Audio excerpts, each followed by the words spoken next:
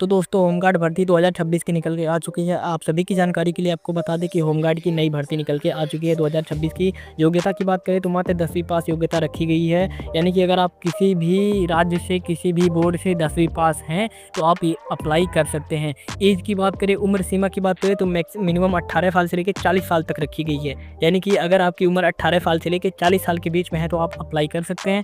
महिला और पुरुष दोनों अप्लाई कर सकते हैं। यहाँ पे साफ साफ क्लियर मेंशन है, आप यानी फीमेल और मेल दोनों ही अप्लाई कर सकते हैं। अंतिम डेट की बात करें तो यहाँ पे 15 अप्रैल रखी गई है। यानी कि 15 अप्रैल 2026 से पहले ही आपको आवेदन कर देना है। आवेदन शुरू हो चुके हैं, नोटिफिकेशन फाइनली इसका आउट कर दिया गया है। वीडियो के माध्यम से आपको पूरी जानकारी देने वाले हैं कि आपका स्टेप बाय स्टेप आपको पूरा जानकारी देने वाले हैं कि शुरू से लेकर आपको अंत तक। तो दोस्तों ये जो भर्ती है वो निकाली गई होमगार्ड 2026 की तरफ से। ऑर्गेनाइजेशन की बात करें तो होमगार्ड ने इस भर्ती को निकाला है। पोस्ट नेम की बात करें तो ये सिपाही के एज ए सिपाही के पद पर यहाँ पे निकाली गई है। टोटल पदों की बात करें तो 50,000 से भी ज़्यादा भी पदों पर भर्तियाँ निकाली गई हैं। अप्लाई मोड की बात करते हैं कि आपको अप्लाई कैसे करना है, तो इसके लिए आपको अप्लाई ऑनलाइन ही करना पड़ेगा, वो भी 15 अप्रैल से पहले। अब बात करते हैं कि कौन अप्लाई कर सकता है, तो इसमें ऑल मेल एंड फीमेल यानी कि सभी पुरुष और सभी महिलाएं अप्लाई कर सकती हैं जिनकी भी उम्र 18 साल से लेके 40 वर्ष के बीच में है।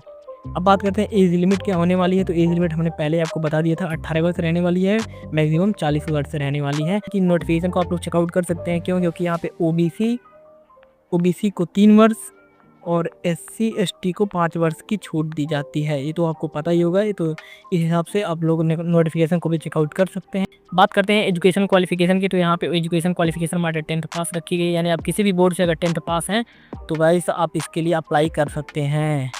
अब बात करते हैं गाइस सिलेक्शन प्रोसेस की, तो इसमें सिलेक्शन पाने के लिए आपको 4 स्टेप से गुजरना पड़ेगा। पहला स्टेप है EMT एंड PST।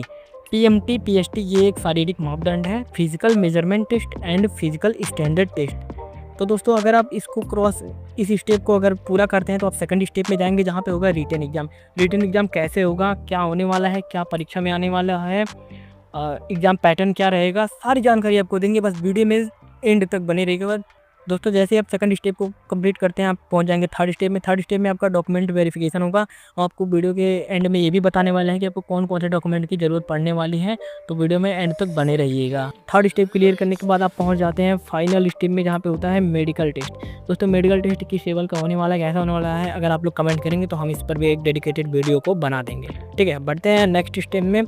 तो दोस्तों अब बात करते हैं मेल। तो दोस्तों इतना कंप्लीट करने के बाद आप पहुंच जाएंगे फिजिकल स्टैंडर्ड टेस्ट यानी PST में। ये एक शारीरिक मापदंड होता है। यहाँ पे जनरल कैटेगरी के बॉयज़ के लिए यहाँ पे सिर्फ जो भी डाटा ये बॉयज़ का है।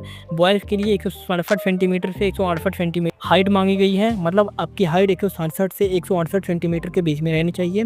बात करें इनके चेस्ट की, सीने की, तो आपका सीना जो है 78 सेंटीमीटर यानी 68 सेंटीमीटर से 84 सेंटीमीटर तक फूल के जाना चाहिए। यहाँ पे क्लियर मेंशन है कि 78 सेंटीमीटर से 84 सेंटीमीटर तक आपको फुलाव करना ही करना है।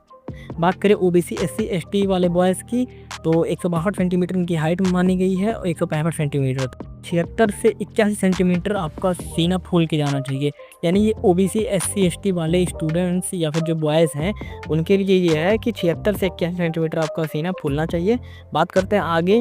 अब बात करते हैं फीमेल का फिजिकल स्टैंडर्ड टेस्ट यानी PST। तो यहाँ पे हाइट की अगर हम लोग बात करें तो 152 सेंटीमीटर से 155 सेंटीमीटर मांगी गई, वो भी जनरल कैटेगरी की लड़कियों का। ध्यान से सुनिएगा, महिलाओं के लिए जो जनरल कैटेगरी की हैं उनकी हाइट 152 से 155 सेंटीमीटर के बीच में होनी चाहिए। और यहाँ पे आपका कोई सीना नहीं नापा जाता है, बल्कि यहाँ पे आपका जो वज़न देखा जाता है, आपका वज़न मिनिमम 40 किलो का होना ही चाहिए।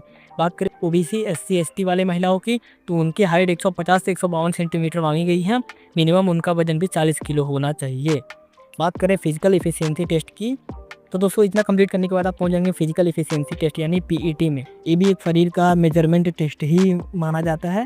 अब इसमें बात करते हैं मेल की, तो मेल की बात करें तो आपको रनिंग करना है 4.8 किलोमीटर। यानी मेल को, सभी मेल को, और किसी भी कैटेगरी के हो, general OBC SC ST EWS किसी भी कैटेगरी के मेल हो, आपको रनिंग करना है 4.8 किलोमीटर।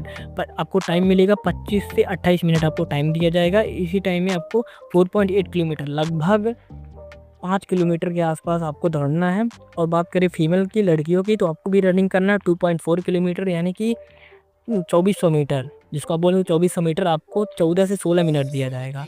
यानी कि 2.5 किलोमीटर के आसपास आपको रनिंग करना है, 14 से 16 मिनट आपको दिया जाएगा। तो दोस्तों अगर यहाँ पे एग्ज़ाम पैटर्न की अगर हम बात करें तो एग्ज़ाम मोड में आप लोग देख सकते हैं यहाँ पे OMR ऑफलाइन, यानी कि आप लोगों ने कई बार देखा होगा कि दोस्तों आजकल जितने भी परीक्षाएं होती है ज़्यादातर CBT होती हैं, यानी कंप्यूटर बेस्ड टेस्ट, ठीक है। लेकिन यहाँ पर ये जो परीक्षा है वो ऑफलाइन तरीके से रखी गई है, ठीक है, OMR तरीके से। खासकर क्वेश्चन टाइप की बात करें तो ये MCQ टाइप की आने वाली है। MCQ मतलब इसमें आपको कुछ ज़्यादा लिखना नहीं है, सिर्फ टिक लगाना है। बाकी आप लोग नोटिफिकेशन को भी चेकआउट कर सकते हैं, पूरी जानकारी वहाँ पर दी गई है। टोटल क्वेश्चन की बात करें यहाँ पे 100 क्वेश्चन हैं, 100 नंबर के पूछे जाने वाले हैं। ओके, यहाँ तक आपको डाउट क्लियर हो गया होगा।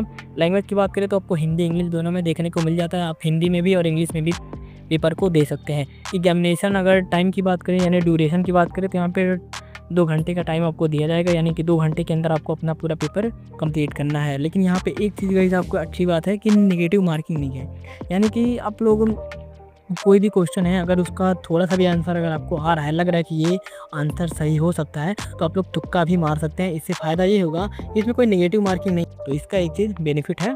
अब एग्जाम पैटर्न की बात करते हैं, आखिर किस सब्जेक्ट से कितना नंबर कितना क्वेश्चन आने वाला है। तो पहला जो सब्जेक्ट है जनरल नॉलेज का, ठीक है, GS जिसको आप लोग बोलते हैं। तो GK का जनरल नॉलेज से आपको आने वाले हैं 25 क्वेश्चन आने वाले हैं, अराउंड 25 नंबर के, ठीक है, 25 क्वेश्चन आने वाले हैं 25 नंबर के। सेकंड जो हमारा सब्जेक्ट है हिंदी है, हिंदी से 20 क्वेश्चन आएंगे, वो भी 20 नंबर के।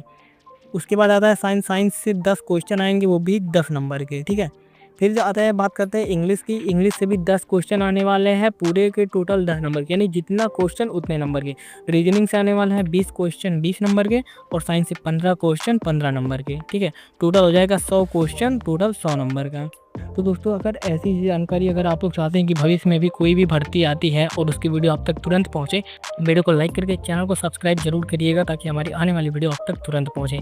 जैसे ही कोई भर्ती आती है उसका नोटिफिकेशन आता है तो हम वीडियो बना करके जैसे अपलोड करेंगे अब तक उसका नोटिफिकेशन तुरंत जाएगा।